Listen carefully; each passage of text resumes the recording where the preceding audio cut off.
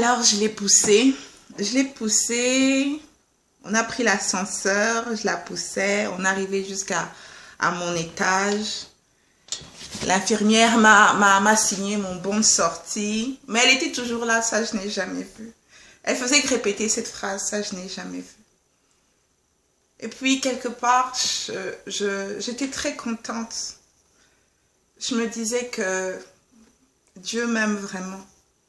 Parce qu'au travers de cette phrase, ça, je n'ai jamais vu. Quelqu'un me témoignait vraiment que Dieu m'aime. On est arrivé à mon étage, tout ça. Bon, quand on est arrivé, j'étais même pas fatiguée. D'habitude, quand elle me déposait là, j'étais tellement épuisée que je voulais dormir. J'étais pas du tout fatiguée. Alors, quelques temps après, bon, ma fille est venue me chercher. On est parti à la maison. C'était la première fois que j'ai préparé quelque chose à la maison. J'ai préparé, en tout cas, ça s'est bien passé. Mais je n'ai rien dit. Je ne leur ai rien dit. Le soir, ma fille m'a accompagnée à l'hôpital parce que tous les soirs, je devais toujours dormir à l'hôpital. Alors, le lendemain, le matin, à 9 h, la neurologue est venue me chercher. Lorsqu'elle est venue me chercher, elle m'a demandé, est-ce que tu veux qu'on prenne la chaise roulante? J'ai fait non, je veux marcher. Alors, elle m'a dit, ok, j'ai quelques exercices à vous faire, mais bon, j'ai lu sur votre rapport hier que l'infirmière a dit que par quel miracle vous avez retrouvé tous vos sens en tout cas. Bon, moi j'ai juste quelques exercices à faire. C'est un exercice qu'on va faire pendant 45 minutes à 1 heure. Et puis après, bon, selon les résultats de l'exercice, vous pourrez rentrer chez vous ou pas.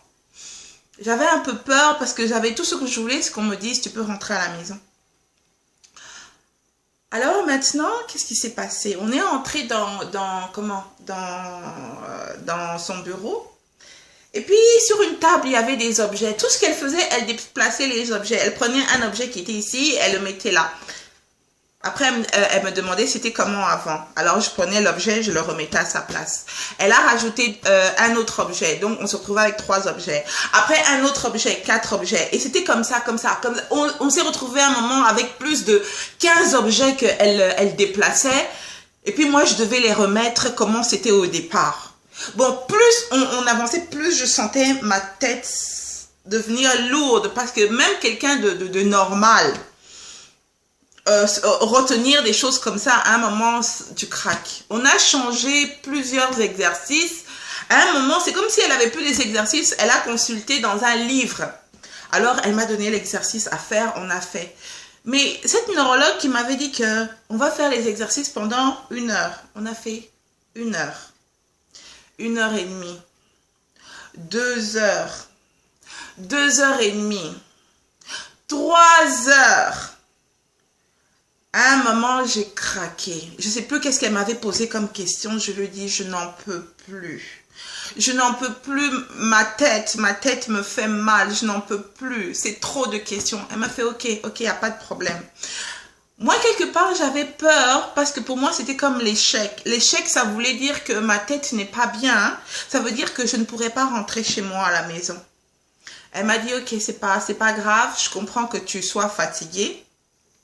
Je vais te retourner dans ta chambre. Ce jour-là, en tout cas, je suis retournée dans ma chambre en chaise roulante parce que j'en pouvais plus. Ma tête était vraiment... C'était trop lourd. C'était trop les exercices. Il y avait des exercices de...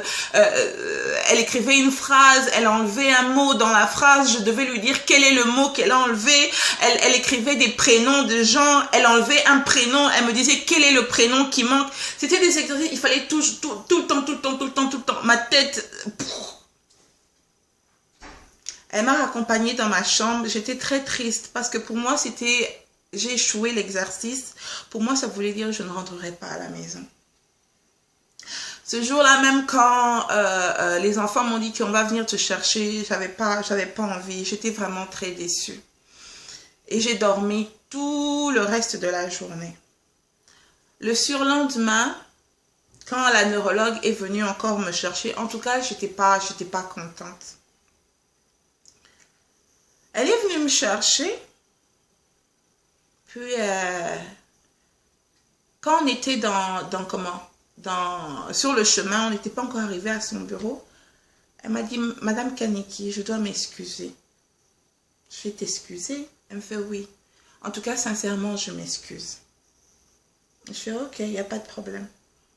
On a continué jusqu'à quand on est arrivé dans son bureau. Elle m'a dit déjà la bonne nouvelle, vous allez rentrer chez vous. Ah, là, j'étais vraiment contente. Ah oui, j'ai réussi l'examen. Elle me fait oui, vous l'avez très bien réussi. Je dis mais j'avais craqué. Elle me fait non, c'est pour ça que je vous avais dit que je dois m'excuser. La première fois quand je vous ai pris par rapport à ce que j'ai lu sur votre dossier, avec les veines qui s'étaient même détachées de votre cerveau, en tout cas, je ne m'attendais pas à ce que vous puissiez réagir comme vous l'avez réagi. Mais seulement c'est que moi-même, je fais des études et je me suis retrouvée devant un spécimen.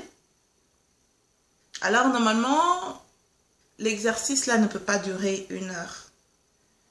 Mais vous avez fait cet exercice pendant 3 heures. Même quelqu'un qui n'a jamais eu de problème à la tête ne peut pas tenir autant de temps.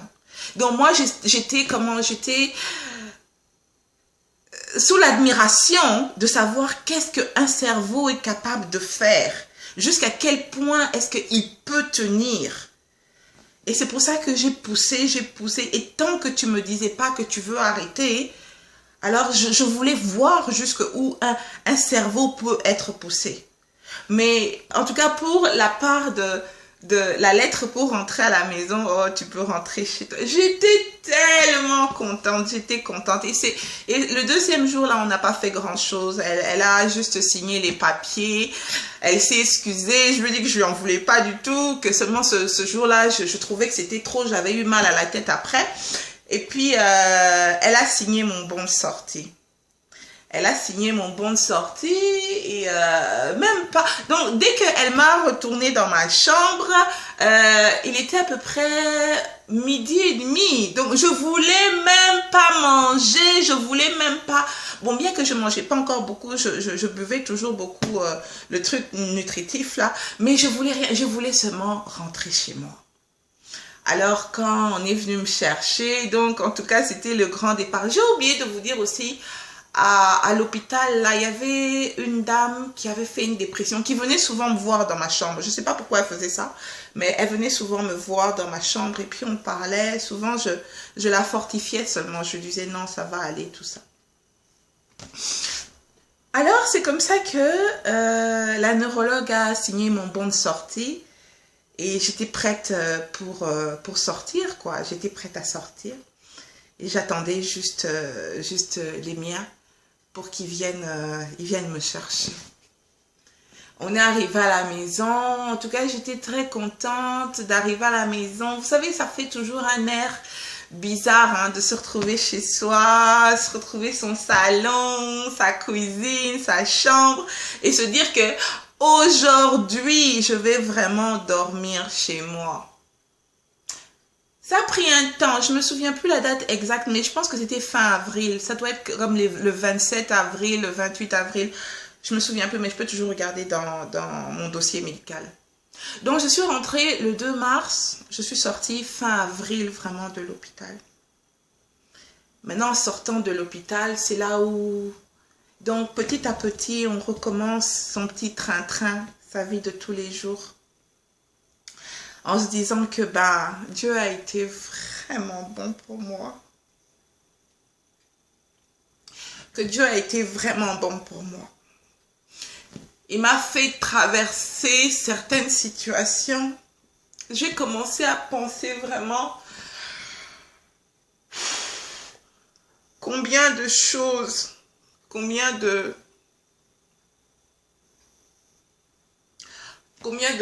choses j'ai dû passer.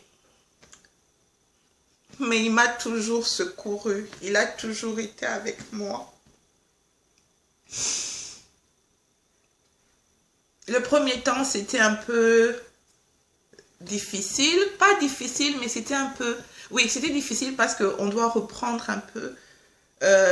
recommencer à marcher normalement. Parce que même si je marchais toujours un peu plus lentement qu'auparavant. Et puis bon, petit à petit, je revivais dans ma maison.